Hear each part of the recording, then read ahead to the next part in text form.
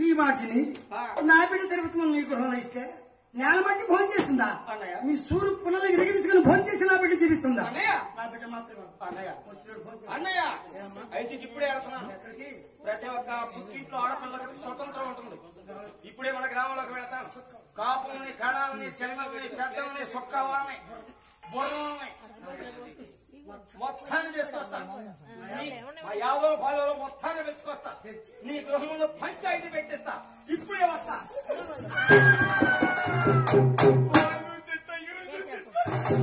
పక్కా బగుంది.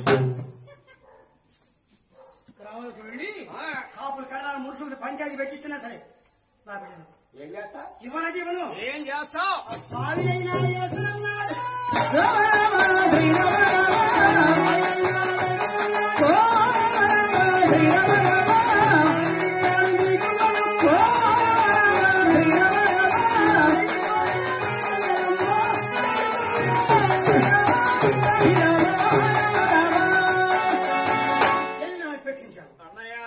ఎంతవరకు మాట్లాడంతవరకు మాట్లాడాలి. పుట్టింట్లో ఆడపిల్ల కట్టదని పెట్టుకుంటా పోయిందంటే పోవయ్యా. ఈ పుట్టిన చదువు నాశనమైపోవా. ఈ పక్కోడు పడిసావు, ఈ ఎనకోడు ఎగిరి పడిసావు. బండిలో అనగానే కృష్ణ ఎంత వెళ్ళిపోతారట.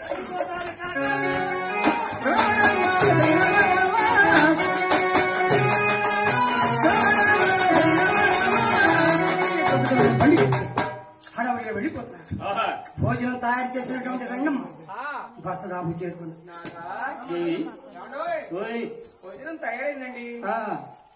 ఇంకా పొంగు వచ్చింది. ఇప్పుడే పొంగరోళ్ళు చొంగారు. భోజనాలు అయిపోయి వెళ్ళిపోయారే. పౌడం ఏంటండి? చూడు వారొచ్చిన దీపు భోజనం కదట.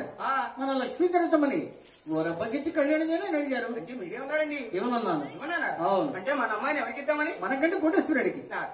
అమ్మాయి పోయిన వేడా విశేషం మంచి. ఆ కోటేశ్వరుడికి ధనం పోతుంది. మనకున్న ఏడిమైన వాళ్ళకి రాసిద్దాం. ఆస్తి మొత్తం వాళ్ళకి రాసిద్దాం. ఎర్రగాలలో పొలం కూడా చూడు అరవకుండా లోనకి వెళ్ళు. వెంకటేశ్వరుడు కాదు అమ్మా, నా మాట నీ మాట విన మనం ఎందుకమ్మా పుట్టిమా.